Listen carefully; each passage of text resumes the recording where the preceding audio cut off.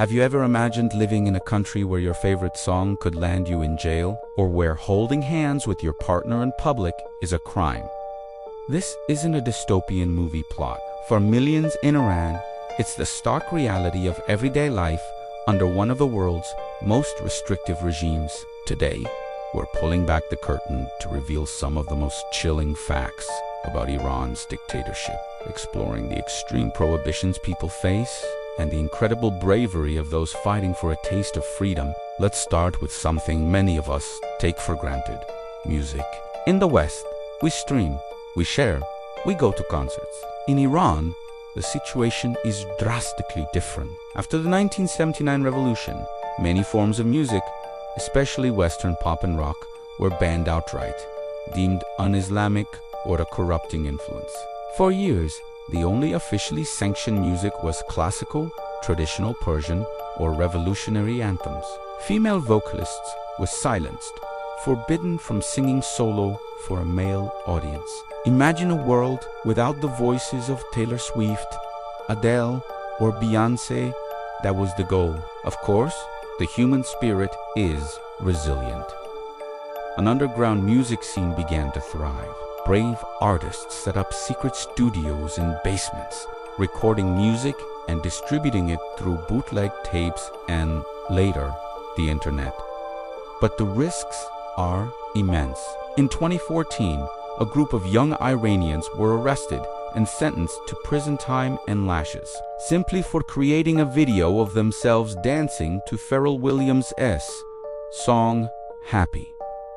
Their crime: spreading vulgarity and indecent acts. This wasn't an isolated incident. Musicians are regularly targeted, arrested, and forced to flee the country for creating art that the regime disapproves of.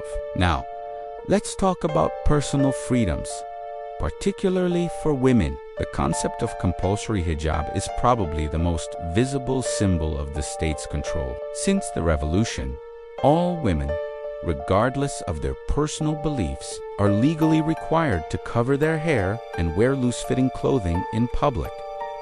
This isn't a choice. It's a mandate enforced by the so-called morality police. These are patrols that roam the streets looking for anyone deemed improperly dressed. The consequences for defiance can range from a simple warning to fines, arrest, and even physical violence. The tragic death of Mahsa Amini in 2022 brought this issue to the world's attention. She was a 22-year-old woman who died in custody after being arrested by the morality police for allegedly wearing her hijab too loosely. Her death sparked the woman, life, freedom movement, one of the most significant and sustained waves of protest in the history of the Islamic Republic. Millions of Iranians, led by brave young women and girls, took to the streets, burning their headscarves and chanting for an end to the dictatorship. They faced a brutal crackdown, with thousands arrested and many losing their lives. But their courage ignited a global conversation about the oppressive nature of the regime. The control extends deep into private life. The government dictates who you can love and how you can express it. Unmarried men and women are forbidden from socializing or having any physical contact. Public displays of affection, even for married couples, are heavily frowned upon. Relationships that do you and T fit into the state's narrow definition of marriage are illegal and can be severely punished. The LGBTQ+ community faces extreme persecution. Homosexuality is criminalized, and insamikazis can be punishable by death. This forces countless individuals to live in fear, hiding their true selves to survive.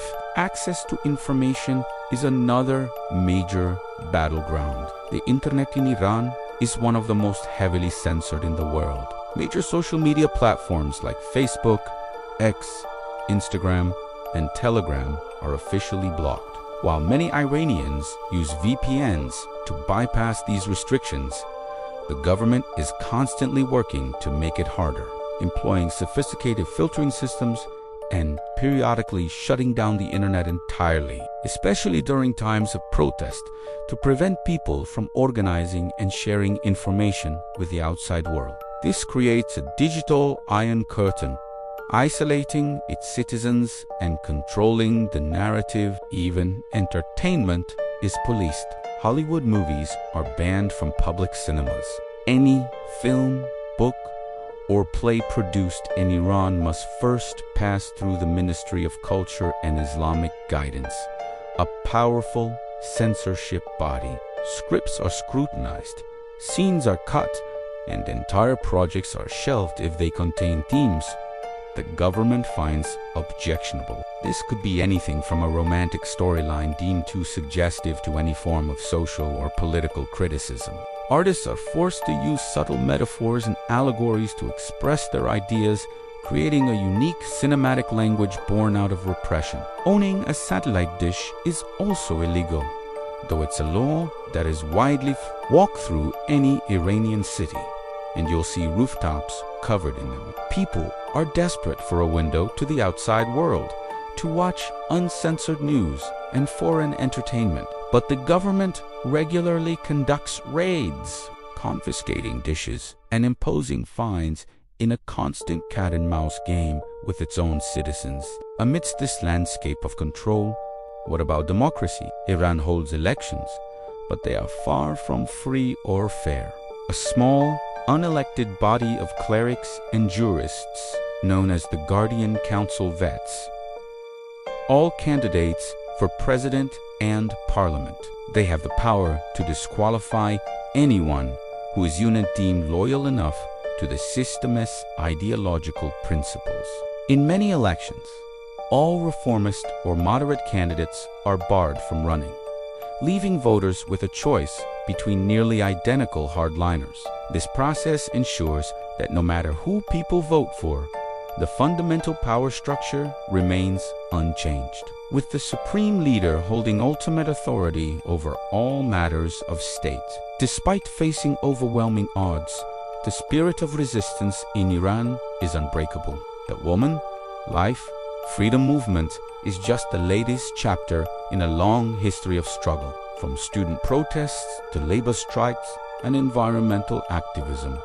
Iranians have consistently and courageously demanded their rights. They use art, music, social media, and civil disobedience to challenge the regime. Every woman who walks in public with her hijab loosely worn, every artist who creates a piece of subversive work, and every person who logs onto a VPN to access a free internet is participating in a small act of rebellion. These are not just abstract facts. They represent the daily struggles and aspirations of over 80 million people. They are a highly educated, creative, and proud population, heirs to a rich cultural and historical legacy, who yearn for the same freedoms that many of us enjoy without a second thought. Understanding the reality of their situation is the first step towards supporting their fight. The story of Iran is not just one of oppression. It is a powerful testament to the enduring human desire for liberty, dignity, and the right to choose one's own path. Thank you so much for watching. If this video opened your eyes to the situation in Iran, please share it to help raise awareness. Don't forget to like and subscribe for more deep dives into critical global issues. See you in the next one. Only on HistoroMystic.